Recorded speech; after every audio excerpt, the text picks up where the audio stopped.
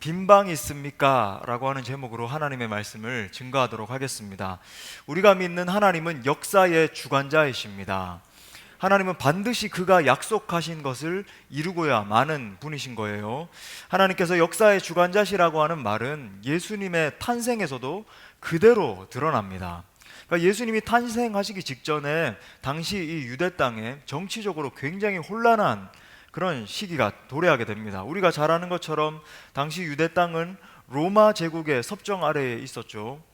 갑자기 이제 유대 땅의 소군주였던 우리가 잘 아는 헤롯과 대군주인 아구스도 사이에, 이 아구스도가 여러분 잘 아시는 아우구스투스입니다. 그죠? 예, 뭐 영화라든지 뭐 이런 데 많이 나오는 그 인물입니다. 유명한 인물. 이 사이에 정치적 갈등이 일어나게 된 거예요. 그래서 이제 아구스도가 헤롯을 무시하고 이런 정치적인 명령을 내리게 되는데, 자, 1절 말씀 다시 한번 보시면은, 그때의 가이사 아구스도가 영을 내려 천하로 다 호적하라 하였으니, 예, 이 아우구스투스가 어떤 의도를 가지고 지금 이런 명령을 하고 있네요. 당시 이제 유대인들은 이제 로마법과는 다르게 로마 정부에 세금을 내지 않고 있었습니다. 그러니까 그런 상황에서 헤롯을 곤란하게 만들 작정으로, 왜냐하면 세금을 부과하게 하면 사람들로 하여금 반발을 살 수 있게 만들 것이다, 이런 이제 의도를 가지고 이제 유대인들에게 세금을 내게 한 거예요. 여기서 이제 나오는 호적하라라고 하는 것은 우리가 알고 있는 일반적인 호적이 아니라 조세 등록을 하라라고 하는 뜻이에요. 조세 등록을 하러 올라가라 라는 말입니다. 자, 이 명령 때문에 마리아도 예수님께서 태어나시기로 예언되어 있던 베들레헴으로 이제 이동을 하게 된 것입니다. 4절 말씀해 보니까 요셉도 다윗의 집 족속이므로, 그죠? 의미심장합니다. 갈릴리 나사렛 동네에서 유대를 향하여 베들레헴이라 하는 다윗의 동네로 올라갔다 라고 이제 말을 하고 있는 겁니다. 여러분 한번 보십시오. 우리 인간의 눈에 보기에는 그냥 어떤 정치적인 변화가 일어난 것으로 보일 수 있습니다. 정치적인 사건이 일어나게 되고 정치인들 사이에서 갈등이 일어났고 그래서 어떤 조치가 취해졌다, 뭐 이런 식으로 이제 생각을 할 수 있을 것 같아요. 하지만 우리 주님은 이 모든 것을 통해서 당신의 섭리를 이루시는 분이십니다. 자, 이제 이렇게 해서 다윗 가문의 모든 사람들이 베들레헴으로 오게 되었습니다. 그래서 이제 오늘 나오는 사건이 이제 전개가 되는 거죠. 우리가 한번 상상해 볼 수 있습니다. 이 작은 마을에 숙박시설이 다 차버린 거예요. 그 지역에 살고 있던 사람들의 집도 다 찼습니다. 그런데 더 급했던 것이 마리아의 해산이 임박해 오고 있었던 겁니다. 얼마나 초조하고 뭐 급박한 그런 상황이었겠어요. 이제 여인이 아이를 낳아야 되는 그런 상황이 된 거예요. 투숙할 수 있는 곳은 없는데 점점 이제 통증이, 이제 진통이 막 강화되기 시작한 겁니다. 그래서 이제 그의 남편이 될 요셉이 이곳저곳을 막 뛰어다니면서 막 문을 두드리면서 이렇게 말해요. 빈방 있습니까? 이 집에 혹시 빈방 있습니까? 온몸에서 식은땀이 흐르고 정신은 거의 나가 있는 상태였을 것입니다. 입속에 침은 바짝바짝 마르고 막 눈물이 쏟아질 것 같은데 빈방이 없는 거예요. 아내가 될 사람의 출산이 임박했는데 빈방이 없는 것입니다. 거기 혹시 빈방이 있습니까? 거기 혹시 빈방이 있습니까? 이 절박한 마음을 담은 연극이 바로 그 유명한 빈방 있습니까? 입니다. 이제 오늘 말씀의 제목도 이 연극 제목과 동일하게 이제 했습니다. 빈방 있습니까? 저는 이 급박한 마음을 조금은 이해할 수 있습니다. 그러니까 토론토에서 이제 저희가 이제 처음 토론토로 유학을 갈 때 아내가 임신 6개월이었습니다. 그러니까 여러분이 지금 막 뛰어다니는 성령이를 보시는데 그 아이가 이제 뱃속에 들어 있었던 거죠. 임신 6개월의 상태에서 막 이제 영사를 또 잘 통과해야 되는데 뭐 이러면서 긴장감을 가지고 또 들어가기도 하고, 뭐 미국이나 뭐 캐나다나 이런 지역들 가보신 분들은 아시겠지만 그 백인들 영사들이 굉장히 까다롭습니다. 뭐 조금만 잘못하면은 막 신문하듯이 막 뭐라 그러고, 그 세컨더리 룸 그러는데 방 어디 가가지고 따로 막 신문하고 막 장난이 아니에요. 막 그런데 이제 잘 통과해서 이제 갔는데, 이제 유학생이다 보니까 돈이 너무 없었던 거죠. 재정적으로 이제 부족해서 이제 먼저 알아봤던 것이 그 당시에 이제 정부에서 하고 있는 무료 이제 미드와이프라고 하는 제도인데 우리말로 하면 산파입니다. 산파. 그러니까 이 산파가 미드와이프가 집에 와서 홈버드라고 이제 집에서 아이를 낳을 수 있도록 도와주는 그런 거예요. 그러니까 뭐 이제 이렇습니다. 이제 만약에 배가 아픈 상태에서 병원에 이제 딱 갔지 않습니까? 그러면 병원에 입성과 동시에 할렐루야 만불이 지불해야 되는 그런 놀라운 역사가 일어나요. 그 만불이 뭐 그 당시 돈으로 한 1,200만 원 정도 이제 되는 거죠. 딱 들어감과 동시에. 그래서 이제 막 병원에 가지도 못하고 미드와이프 그 산파를 갖다가 이제 미리 예약을 했다가 이렇게 와서 했는데 얼마나 또 고생을 했는지 몰라요. 이제 막 전화를 긴급하게 하고 했는데 미드와이프가 당일날 왔는데 아내 진통이 36시간을 했습니다. 그래가지고 이제 36시간 동안 진통을 하는 가운데 저도 막 땀을 뻘뻘 흘리면서 막 돕고 아내도 힘들어하고 이제 이 산파도 왔다가 이제 아직은 좀 더 있어야 된다 하면서 돌아갔다가 또 막 너무 심하니까 다시 왔다가 아유. 그러니까 저는 이제 오늘 본문에 나오는 이 요셉과 마리아의 심정을 너무 잘 알고 있어요. 막 긴장감과 또 비참한 마음도 들고 아내를 향해서 미안한 마음도 들고 애절함과 간절함과 막 감정이 막 휘몰아치는, 제가 이제 아내에게 그렇게도 얘기했거든요. 너무 힘들면 병원에 가자. 하나님이 우리 뭐 어떻게 책임져 주시겠지 했는데 아내가 이제 끝까지 이제 막 버티는 거예요. 그래서 저는 오늘 본문에 나오는 이 요셉과 마리아가 얼마나 애가 탔는지 그 심정을 조금은 이해할 수 있습니다. 그렇게 해서 이제 결국 찾은 곳이 어디였죠? 나귀들이 먹고 자는 마구간이었어요. 아이가 태어날 유일한 장소가 마구간이었던 겁니다. 그래서 오늘은 우리 주님이 태어나신 이 마구간을 우리가 한번 깊이 생각을 해보면서 은혜를 나눌 텐데, 그분이 왜 이렇게 비천한 곳에서 태어나셔야 했는지, 정말 우리가 찬양한 것처럼 찬양으로 영광 돌려 만왕의 왕이신 그분이 왜 이렇게까지 비천한 곳에 태어나셔야 했는지를 우리가 깊이 상고하면서 은혜를 나누고자 합니다. 첫 번째는 예수님은 왜 구유에서 태어나셨는가예요. 예수님이 왜 구유에서 태어나셨는가? 예수님이 구유에서 나셔야 했던 몇 가지 이유들이 있습니다. 먼저는요, 구유는 예수님의 겸손을 보여줍니다. 예수님의 겸손을 보여줘요. 여러분, 예수님이 어떤 분이시죠? 세상의 관원들처럼 대단한 위치에 있던 그런 분입니까? 아니면 유명한 연예인들처럼 막 화려함을 뽐내고 엄청나게 뭐 멋있고 예쁘고 뭐 이런 분이었습니까? 우리 예수님에 대한 이사야의 묘사를 다시 한번 들어보십시오. 이사야서 53장 2절부터 3절에서 그는 주 앞에서 자라나기를 연한 순 같고 마른 땅에서 나온 뿌리 같아서 고운 모양도 없고 풍채도 없은즉 우리가 보기에 흠모할 만한 아름다운 것이 없도다. 그는 멸시를 받아 사람들에게 버림받았으며 간고를 많이 겪었으며 질고를 아는 자라. 마치 사람들이 그에게서 얼굴을 가리는 것 같이 멸시를 당하였고 우리도 그를 귀히 여기지 아니하였도다. 그러니까 얼마나 볼품이 없고 초라하기 그지 없었는지. 여러분, 우리 이제 강단 꽃꽂이를 날마다 이제 수고해 주셔서 이렇게 예쁘게 꽃꽂이를 하잖아요. 그런데 우리 예수님은 이렇게 아름다운 장미처럼 꽃꽂이처럼 이렇게 멋있는 모습이 아니라 마른 땅에서 나온 연한 순 같대요.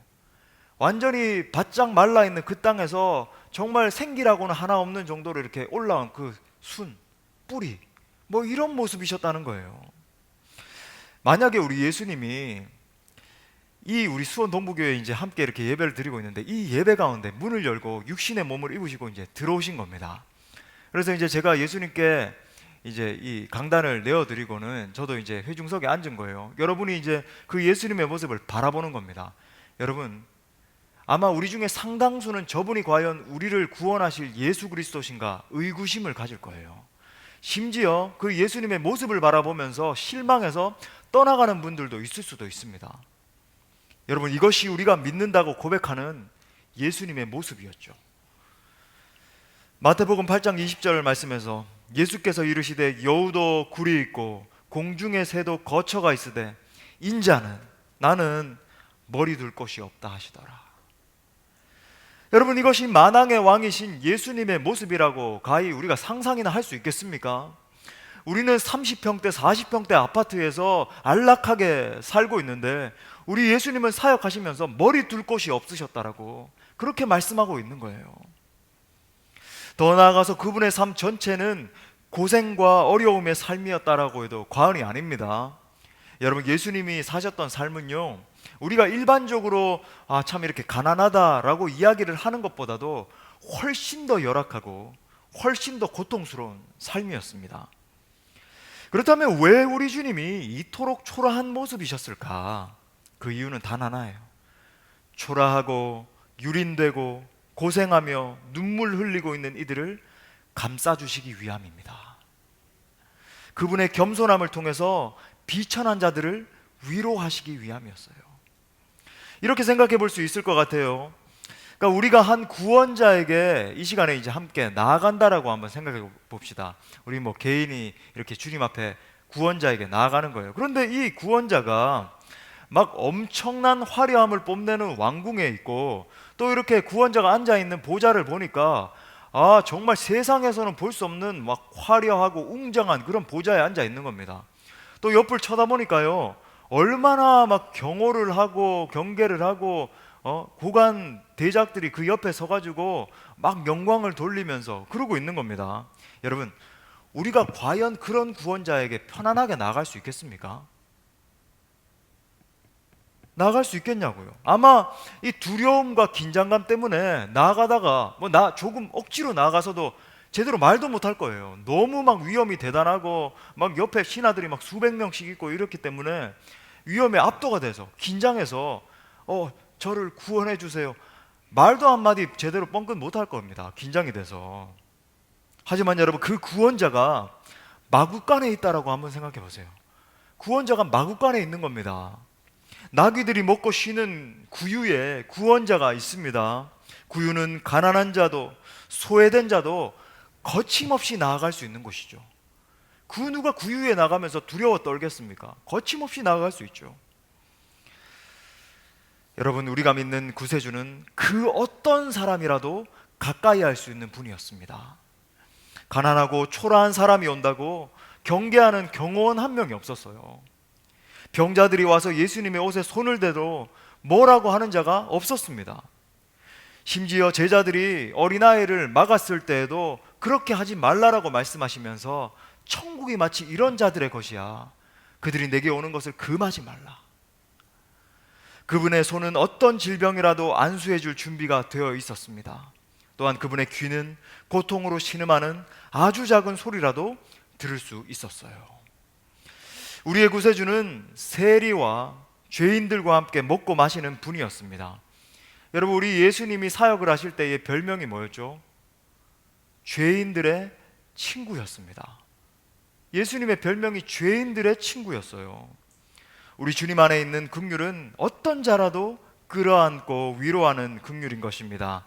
지난주에 이어서 다시 한번 우리 읽어볼까요? 히브리서 4장 15절 말씀 시작. 우리에게 있는 대제사장은 모든 일에 우리와 똑같이 시험을 받으시니로되 죄는 없으시니라.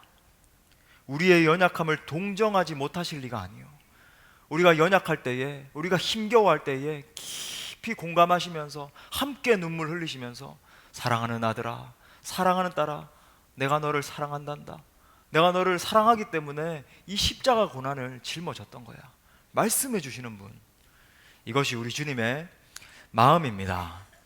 혹시 이 자리 가운데 아직까지 이 예수님께 나오지 못한 분이 계십니까? 혹시 내가 이렇게까지 큰 죄를 범했는데 나 같은 자도 받아주실까? 여러분, 생각하고 있는 분 계시지 않습니까? 혹시 나는 이렇게 가난하고 부족하고 못났는데 나 같은 사람도 사랑하실까? 생각하는 분 계시지 않으세요? 또 나는 이렇게 상처받고 아픈데 나 같은 사람도 사용하실까? 생각하시는 분 없습니까? 사랑하는 형제 자매 여러분, 그 상한 심령 그대로 주님께 나아오십시오. 사람들에게 무시당하고 서름당한 그 마음 그대로 우리 주님께 나아오십시오. 여러분이 세리와 창기여도 괜찮습니다. 심지어 여러분이 도둑과 술꾼이어도 괜찮아요. 구유에 누이신 그분은 그 어떤 사람이라도 환영해 주십니다. 사랑으로 끌어안아 주시는 분이신 거예요. 위로해 주시고 격려해 주십니다. 마태복음 11장 28절 말씀, 수고하고 무거운 짐진 자들아 다 내게로 오라. 다 내게로 오라. 내가 너희를 쉬게 하리라. 우리 주님은 수고하고 무거운 짐진 자들의 구주가 되어 주십니다. 이것이 우리 주님이 이 세상에서 가장 비천한 곳 마구간에 오신 이유입니다. 자, 오늘 이 말씀을 통해서 알 수 있는 두 번째 진리는 이 땅에는 그리스도를 위한 방이 없다라고 하는 것입니다. 자, 구유에 오신 주님을 묵상하면서 알 수 있는 두 번째 사실은 이 땅에는 우리 주 예수 그리스도를 위한 방이 없다라고 하는 거예요. 분명히 이런 생각을 해볼 수 있습니다. 당시 베들레헴에도 잘 사는 사람들이 있었을 거예요. 통치자들과 높은 권세를 가진 사람들도 있었을 것입니다. 그들은 많은 방이 있는 집에 살면서 자기 자신의 부귀와 영화를 누리면서 사는 자들이었습니다. 그래서 아마 호적을 하러 올라갔을 때에도 많은 방들이, 남는 방들이 있었을 거예요. 하지만 여러분, 결정적으로 그들의 집에는 예수님이 머무를 방이 없었던 거예요. 여러분, 이것은 시대를 아울러서 일어나는 현상인 것 같습니다. 세상에서 높은 권세를 가진 자, 세상의 부를 소유한 자, 세상의 유명세를 가진 자에게 우리 예수님이 머무를 방이 없는 것입니다. 시편 2편 2절에서 여러분 이 놀라운 사실을요 이렇게 증언하네요. 세상의 군왕들이 나서며 관원들이 서로 꾀하여 여호와와 그의 기름 부음 받은 자, 예수님이죠, 예수님을 대적한다. 사랑하는 여러분, 한번 깊이 생각해 보세요. 소위 이 세상에서 상류층이라고 불리는 사람들의 마음속에 과연 우리 주님을 위한 방이 있는가? 세상에서 부유하고 성공한 자들의 실체가 여러분 어떤지 아십니까? 예를 들어 볼까요? 작년에 이제 TV에서 방영이 돼서 큰 인기를 끌었던 이 스카이캐슬이라고 하는 드라마가 있습니다. 여러분 이 가운데도 아마 보신 분들이 꽤 많이 계시죠?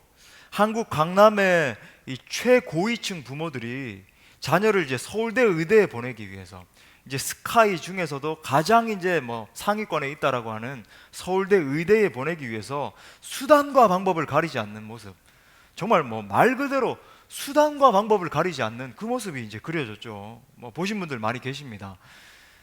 그러니까 아이는 부모의 성공력을 채워주는 도구밖에 안 되는 거예요. 뭐 우스꽝스럽게 그려지기도 했지만은 부모가 요구하는 것 하나하나 다 따라다니면서 아이는 그 스트레스를 다 감내하면서 막 눌려서 질질 끌려다니는. 근데 여러분, 대한민국의 많은 이들이 이 드라마에 공감을 했던 이유가 무엇입니까? 이것이 우리 사회의 현실이기 때문이에요. 저도 이제 지난 설날에 이제 연속 방송에서 한번 2편, 3편 이렇게 나오는 거 이렇게 봤었습니다. 봤는데요, 공감이 되는 거죠. 왜냐하면 이거에 우리 지금 한국 사회의 현실이라는 게 너무 느껴지는 거예요. 얼마 전에 이제 신방을 하다가 한 성도님에게 정말 충격적인 이야기를 들었습니다. 이게 이제 일본에서는 이미 일어나고 있는 일이라고 하는 거예요. 저도 이제 찾아보니까 그게 사실이었습니다. 강남의 일부 엄마들이 고등학생 아들의 성욕을 풀어주기 위해서 자기가 직접 성의 대상이 된다는 이야기예요. 왜 그런지 알아보니까 강남 학원에는 이제 다른 지역에서 오는 여학생들이 있다고 그래요. 근데 그 여학생들이 왜 먼 곳, 뭐 강북이나 다른 지역에서 이렇게 오는가 보니까 강남에서 이제 공부하고 있는 부잣집 남학생과 이제 어떻게 이제 사귀게 되면 이제 자기 자신의 이제 신분을 벗어버리고 이제 상위층으로 이제 오를 수 있다. 뭐 이런 어떤 고등학생 때부터 이제 강교한 생각을 가지고 그렇게 강남으로 온다라고 하는 겁니다. 사귀기 위해서. 그래서 이제 혹시나 자신의 아들이 젊은 혈기를 주체하지 못해가지고 그런 여학생들과 안 좋은 여학생들과 사귈까 싶어서 엄마가 대신 그 짓을 한다는 거예요. 공부에 집중하게 하려고. 여러분 정말 정말 역겨운 모습 아닙니까? 타락의 끝까지 간 거예요. 참. 또 다른 예를 들어볼까요? 학문의 세계는 어떤 것 같습니까? 우리 아이들이 배우고 있는 과학의 기본 전제가 뭐죠? 과학의 기본 전제, 진화론입니다. 우리 아이들은 진화론의 기초를 두고 모든 과학적 연구를 다 이제 배우는 거예요. 하나님이 세상을 창조하셨던 다고 하는 사실과는 정반대로 학교에서 진화론을 배우죠. 그것도 아주 논리적인 언어로 선생님들이 이게 맞다라고 아이들의 생각을 점점 더 강화시켜 나가는 겁니다. 모든 과학의 기초가 여러분 진화론이에요. 만약 어떤 과학자가 진화론이 아니라 창조론을 주창하는 과학자가 있다라고 생각을 해봅시다. 여러분 그러면요 학계에서 왕따 당해요. 완전히 무시당합니다. 뭐 창조론을 지금 이 시대 21세기 이 시대에 창조론을 이야기한다고 완전히 뭐 무시당해요. 리차드 다킨스라고 하는 세계적인 생물학자가 있습니다. 영국의 학자죠. 여러분 이 사람은요 현재 세계에서 가장 유명하고 가장 존경받는 과학자예요. 이 사람이 쓴 책이 여러분 이제 뭐 교보에도 아직도 이제 베스트셀러가 돼 있는데 몇 해 전에 나왔지만 만들어진 신 아니면 뭐 이기적인 유전자, 여러분 들어보셨죠? 이기적 유전자 뭐 같은 책입니다. 제목만 들어봐도 알 수 있죠. 이 사람이 과학을 하는 목표는 성경의 창조론을 파괴하는 것입니다. 이 사람 책의 논지는 하나같이 동일해요. 가장 합리적인 과학적 논증을 통해서 볼 때 성경이 말하는 여호와 하나님은 만들어진 신이다. 가장 이성적인 과학적 논증을 통해서 볼 때 성경에서 태초에 하나님이 천지를 창조하셨다라고 하는 것은 하나의 신화일 뿐이다. 그러니까 결국 모든 만물은 빅뱅 폭발 이후에 진화되었다. 이것이 현대 과학자 중 가장 권위 있는 사람들의 주장입니다. 물론 이 시간이 이제 진화론에 대해서 제가 변증하는 시간은 아닙니다만 여러분 이 진화론자들이 설명하지 못하는 부분이 있어요. 그건 환원할 수 없는 복잡성이라고 하는 거거든요. 환원할 수 없는 복잡성. 여러분 우리 인체를 생각해 봐도 여러분 이게 하나님이 창조하신 인체라고 인정할 수밖에 없는 게 환원할 수 없는 복잡성이 있는 거예요. 그 어떤 의학이 발달한다 할지라도 우리 몸은요 너무 복잡해서 다 설명해낼 수가 없습니다. 그러니까 여러분 우리 몸에 있는 이 모세 혈관 있죠. 미세한 그 혈관 입자들 막 모여서 혈관을 형성하는 것. 이 모세 혈관을 연결시키면 한 사람의 몸에 있는 모세 혈관을 연결시키면요 10만 킬로미터가 된다 그래요. 제 몸에 있는 모세 혈관을 다 끄집어내서 이렇게 연결하면 10만 킬로미터라고 합니다. 환원할 수 없는 복잡성. 물론 뭐 여기에 대해서 제가 한번 이렇게 깊이 논증할 시간이 있겠습니다만은 더 이상 뭐 그런 시간이 아니기 때문에 여기에 대해서 논증하지는 않겠습니다. 하지만 제가 지금 말씀드리고자 하는 것은 이 타락한 세상에는 우리 예수님을 위한 방이 없다는 거예요. 부패한 세상의 정치, 경제, 철학, 예술 등 모든 곳에는 우리 예수님을 위한 방이 없습니다. 세상 성공과 쾌락에 눈이 먼 사람들의 가슴 속에는 우리 주님을 위한 빈 방이 없는 거죠. 자, 그러면 오늘 말씀을 통해서 주님이 우리에게 던지시고자 하는 질문이 바로 이것입니다. 세 번째로, 당신에게는 주님을 위한 빈 방이 있는가예요. 저도 이 질문을 동시에 던집니다. 당신에게는 주님을 위한 빈 방이 있는가? 이 세상의 궁궐에도, 이 세상에 뭐 저 높다라고 일컬어지는 학문 세계에도, 이 세상의 화려함을 뽐내는 모든 영역, 모든 곳에 그리스도를 위한 방이 없다라고 말씀을 드렸습니다.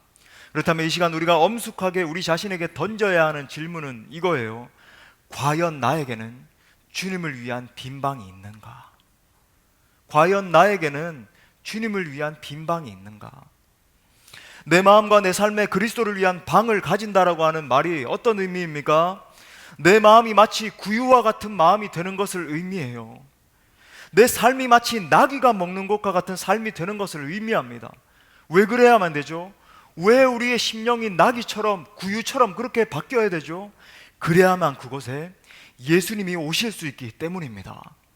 예수님은 높은 마음, 부유한 삶, 화려한 고관의 방에 오시지 않습니다. 예수님은 구유에 오시죠. 우리 예수님은 구유에 오십니다. 우리 예수님은 비천하고 상한 마음에 오세요. 우리 주님은 통회하고 애통한 심령에 찾아오시는 분이십니다. 다시 한번 여러분들에게 진중한 질문을 드립니다. 과연 여러분에게는 주님을 위한 빈 방이 있습니까? 내게 주님을 위한 방이 있다라는 것은요, 내가 예수님의 진정한 제자됨을 의미해요. 내가 정말로 예수님의 참된 제자됨을 말하는 겁니다. 여러분, 내가 참된 예수님의 제자가 된다는 것이 어떤 의미입니까? 제가 많이 읽어드리는 본문이죠. 마태복음 16장 24절 말씀, 우리 다 같이 다시 한번 더 가슴에 새기면서 읽어봐요. 시작. 이에 예수께서 제자들에게 이르시되 누구든지 나를 따라오려거든 자기를 부인하고 자기 십자가를 지고 나를 따를 것이니라. 성경이 말하고 있는 제자됨의, 예수님의 제자됨의 본질이 무엇입니까? 내 자아를 부인하는 삶이에요. 내 자아의 주장대로 살아가고 내 계획, 내 통박, 내 지식, 내 혈기대로 살아갔던 그 모든 것을 포기하고 따라가는 삶인 거예요. 그리고 자기의 십자가를 지닌 삶인 것입니다. 예전에는 십자가 지는 상관은 전혀 상관이 없었어요. 그냥 내 마음대로, 내 마음의 계획대로 살았습니다. 하지만 무겁게 짓눌린다 할지라도 자기 자신의 십자가를 지는 삶을 살아가는 거죠. 그리고 끝까지 주님을 배반하지 않고 따라가는 거예요. 아, 예수님이 이 길을 걸어가셨구나. 아, 예수님이 심지어 골고다 언덕을 걸어가셨네. 그렇다면 나도 예수님이 가신 그 길을 걸어가야 되겠다. 나도 주님을 따라가야 되겠다. 이것이 제자됨의 핵심입니다. 여러분, 다시 한번 강조드리는 것은요, 그냥 예수님 믿는 사람이 따로 있고 예수님의 제자가 따로 있는 게 아니에요. 많은 사람들이 그렇게 생각합니다. 목사님 같은 분이야, 장로님들 같은 분이야 예수님의 제자됨을 위해서 그렇게 가시는 분들이지만, 우리 평신도들은요 그냥 예수 믿고 구원받는 사람입니다. 아니요, 그렇지 않아요. 모든 예수 믿는 자들은 반드시 제자됨의 자리로 부름받았습니다. 내가 정말로 예수 그리스도를 나의 구주, 나의 하나님, 나의 왕으로 모시게 되면 모두가 이 제자됨의 길로 부름받은 거예요. 제자됨과 구원은 한 맥락이라고 하는 겁니다. 분리된 게 아니라 진짜 구원받은 하나님의 자녀는 반드시 예수님의 제자가 되게 돼 있습니다. 여러분, 내게 예수님을 위한 방이 있다는 것은 내가 예수님의 제자라고 하는 말이에요. 그런 의미에서 다시 한번 질문을 드립니다. 여러분 각자는 예수님의 진정한 제자이십니까? 여러분 각자는 예수님의 진정한 제자이십니까? 제자가 된다는 게 뭔지 아십니까? 제자됨은 이 세상에서 왕따가 되더라도 예수님만 따라간다라고 하는 의미예요. 제자됨은 내 성공, 내 명예, 내 기쁨 다 포기하고 오직 예수 그리스도의 영광과 예수 그리스도의 기쁨을 위해서 살기로 결정하는 겁니다. 우리가 진정한 제자가 되면 세상에서 온갖 핍박과 조롱을 받는 것이 당연해져요. 세상에서 우리 주님이 당하셨던 대우와 똑같은 대우를 당하게 됩니다. 업신여김 당하고 침뱉음 당하고 조롱 당하고. 마태복음 5장 19절 말씀에서 이렇게 말해요. 너무나 중요한 말씀이에요. 그러므로 누구든지 이 계명 중에 지극히 작은 것 하나라도 버리고 또 그같이 사람을 가르치는 자는 천국에서 지극히 작다 일컬음을 받을 것이요 누구든지 이를 행하며 가르치는 자는 천국에서 크다 일컬음을 받으리라. 여러분, 진짜 이 말씀은 실제예요. 만약 여러분이 가정과 직장과 학교에서 성경의 가르침을 그대로 이행하게 되면 여러분 어떤 일이 일어나는지 아세요? 당신은 정말 포용력이 없는 사람이군요 라고 하는 소리를 듣게 돼요. 당신은 정말로 편협하고 포용력이 없는 사람이다, 이런 말 듣게 됩니다. 여러분이 세상에서 정말 내가 예수 그리스도의 성품을 본받고 그걸 실천하면서 살아가겠다라고 하면서 그렇게 살아가면 어떻게 되는지 아세요? 완전히 바보 취급당합니다. 바보 취급당해요. 광신자라고 조롱당합니다. 적당히 믿어야지, 적당히 해야지 비아냥거림 당해요. 그 반대로 예수님의 가르침을 적당하게 타협을 하면서 살아가면 세상 사람들이 이렇게 말하는 것을 듣게 될 것입니다. 아, 바로 그거예요. 우리가 원하는 종교가 바로 그런 종교예요. 우리가 적당히 신앙생활하고 적당히 세상에서 쾌락 즐길 거 다 즐기고 주일에만 교회 나와서 거룩한 척하고 적당히 세상의 원리대로 내 성공을 위해서 살아가고 적당하게 내 자녀에게 신앙 교육 조금 적당하게 하고, 여러분 그렇게 하면요 이런 말을 듣게 될 것입니다.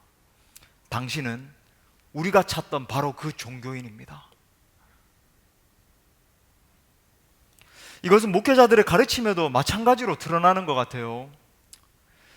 예를 들어서 최근에 엄청나게 이제 논란이 되고 있는 이 이슈가 있습니다. 바로 이제 동성애인데, 제가 이제 평범하게 동성애는 하나님 앞에 죄입니다. 그리고 이제 어떤 사람들은 또 나와서 이건 소수자들의 인권의 문제입니다. 뭐 그 사이에 첨예한 대립이 있는 거, 그건 뭐 다 알죠. 그걸 말씀드리는 게 아니에요. 문제가 뭐냐면 일부 대형교회 목회자들이 동성애는 하나님 앞에 정말로 끔찍한 죄입니다. 반드시 회개해야 됩니다. 라고 가르치지 않는다라고 하는 거예요. 제가 이 말을 하면 아마 뉴스를 보시는 분들은 어떤 사건이 있었는지 뭐 2주 전에 있었던 사건을 아실 겁니다. 근데 여러분, 그건 하나의 현상일 뿐이고 대부분이 그렇습니다. 여러분 보세요. 이런 주제들에 대해서 말을 할 때 그냥 두루뭉실하게 말합니다. 뭐 이렇게 뭐 번개불에 콩 구워 먹듯이 두리뭉실하게 이런 식으로 말해요. 동성애 문제는 하나님의 창조 질서의 문제로서 결론이 당연하기 때문에 거론할 필요가 없다. 뭐 이런 식으로 이제 애매모호하게 두루뭉실하죠. 명확하게 죄입니다라고 선포하지 않아요. 하나님의 창조 질서의 문제이기 때문에 결론이 당연하다. 그래서 거론할 필요 없다. 모호하게 말하는 거예요. 더불어서 이제 그들은 이렇게 말해요. 실제 그렇게 설교를 합니다. 동성애보다도 동성애를 반대하는 사람들의 태도가 더 문제다. 정작 동성애를 반대한다라고 하는 사람들의 삶을 봐라. 그들이 삶에서 행하고 있는 일반적인 죄들은 회개하지 않으면서 동성애 이슈에만 민감하게 반응한다. 그래서 동성애자들에게 돌을 던지기 전에 우리 자신부터 돌아보자라고 말을 합니다. 그리고 더 기가 막힌 사실은 참 이름이 알려진 신학자들이나 뭐 이렇게 지도자들이요, 이렇게 이야기해요. 이런 설교 참 복음적인 설교네요. 참 복음적인 설교라고 하면서 막 그걸 막 논중을 해요. 여러분, 이게 진짜 복음적인 설교입니까? 정말 복음적인 설교라고 한다면 이 패역한 세대를 향한 하나님 아버지의 마음을 그대로 보여줘야 되는 거 아니에요? 사랑하는 성도님들 한 분 한 분을 정말로 살리는 길이 하나님의 뜻이 무엇인지 분별해서 가르치는 것이라고 한다면 두려워하면 안 되죠. 말을 해야죠. 여러분, 아까 제가 말씀드린 것 같은 메시지요, 이 동성애 문제 같은 거에 있어서 이런 식으로 설명하는 메시지는 두 가지 면에서 여러분 분별을 하셔야 됩니다. 제가 이제 정확하게 가르쳐 드릴게요. 이 사람들이 잘 쓰는 논리가 바로 양비론이라고 하는 논리예요. 보세요. 하나는 이런 식으로 이제 분별을 해야 됩니다. 이러한 문제도 해결이 안 되었는데 또 다른 문제에 대해서는 말해서는 안 된다. 이런 문제점을 가지고 있는 한국 교회가 이런 논의에 대해서 논의할 가치도 없다라고 하는 논리는 한 가지 심각한 논리상의 오류를 가져와요. 그건 뭐냐면 바로 논의의 본질을 흐리게 만드는 논점 이탈의 오류를 가져오는 논리입니다. 논의의 본질을 바라보지 못하게 하는 논점 이탈을 가져오는 오류예요. 정작 집중하고 있는 동성애는 정말 하나님 앞에서 죄악입니다. 심각한 죄입니다. 이것은 하나님의 창조 질서를 반역해서 일어나는 죄이기 때문에 다른 죄도 심각하지만 이 자체를 심각하게 다루고 이것을 고쳐나가야 됩니다. 회개해야 됩니다 라고 하는 논지 자체를 말하지 못하게 하는 거예요. 너 자신을 봐라. 그러니까 너는 이런 말을 할 자격이 없어. 이런 논리인 거예요. 양비론이죠. 두 번째는 뭔지 아세요? 이런 현상의 본질은 바로 사람들의 눈치를 보면서 정작 하나님을 바라보지 않는 지도자들의 문제입니다. 반대편에 있는 사람들로부터 공격을 당하기 싫으니까, 여러분 실제로 그런 운동을 하는 사람들이 굉장히 다수잖아요. 동성애 축제 이런 거 하면 수만 명씩 막 몰려 나오고, 그죠? 정말 우리 아이들에게 보여줄 수도 없는, 음란하기 짝이 없는, 두루뭉실하게 이야기하는 거예요. 그래서 동성애는 정말로 하나님 앞에 끔찍한 죄입니다. 회개합시다 라고 말하지 못합니다. 왜 그렇죠? 그 반대파들이 공격하고 돌을 던질 것에 대해서 두려워하기 때문이에요. 여러분, 이 시대에 정말 바른 복음을 전하게 되면 세상에서 왕따 당합니다. 십자가에서 내가 죽고 예수가 정말 사셔야 됩니다 라고 외치면 교인들로부터도 외면당해요. 그래서 저는 종종 그런 말을 하잖아요. 성도 여러분, 저는 정말 가감없이 전하겠습니다 라고 이야기를 하는 거예요. 우리 진짜 회개하고 참된 그리스도인으로서 살아갑시다. 우리의 방향성이 잘못되어 있습니다. 회개해야 됩니다 라고 회개의 메시지를 외치면 이런 이야기를 듣습니다. 아니 목사님, 그런 말씀 말고 좀 교양 있고 위로되는 말씀 해주세요. 예수 믿으면 성공한다고 말해주세요. 예수 믿으면 내 자식 잘 된다고 말해주세요. 이런 우리에게 우리 주님 눈물 흘리시면서 이렇게 말씀하시죠. 인자가 올 때에 세상에서 믿음을 보겠느냐? 인자가 올 때에 세상에서 믿음을 보겠느냐? 사랑하는 수원동부교회 성도 여러분, 여러분에게는 주님을 위한 빈방이 있습니까? 질문을 바꿔서 여러분은 예수님의 진정한 제자이십니까? 말씀의 결론을 맺겠습니다. 우리 예수님이 이 시간 우리에게 이렇게 질문하십니다. 너에게는 나를 위한 빈방이 있니? 너의 삶, 너의 가슴 속에는 나를 위한 빈방이 있니? 마음이 상한 여러분, 애통한 여러분, 죄악에 빠져 있는 여러분, 가난한 여러분, 소외된 여러분, 힘겨워하고 있는 여러분, 이 시간 우리 주 예수 그리스도 앞에 나올 수 있기를 바랍니다. 주님 앞에 나와서 예수님께 이렇게 대답하세요. 주님, 제 작은 이 가슴 속에 당신을 위한 빈방이 있습니다. 주님, 제 삶 속에 주님을 위한 자리가 있습니다. 저는 정말로 부족하고 연약하기 짝이 없지만 예수님의 신실한 제자 되길 원합니다. 사랑하는 성도 여러분, 지금도 우리 주님은 빈방을 찾고 계십니다. 우리 그분을 위한 방을 마련합시다. 이 시간 나의 작은 마음의 왕으로 좌정해달라고 여러분 기도할 수 있기를 바랍니다. 그래서 작은 나의 가슴을 통해 부족하기 짝이 없는 나를 통해서 정말 한 번밖에 없는 인생, 예수님께 영광 올려드리는 인생이 될 수 있게 해달라고 여러분 고백할 수 있기를 바랍니다. 아무쪼록 우리가 주님을 위해서 빈방을 내어드릴 때 주님께서 우리 삶을 통해서 크게 영광 받으실 줄 믿습니다. 아멘.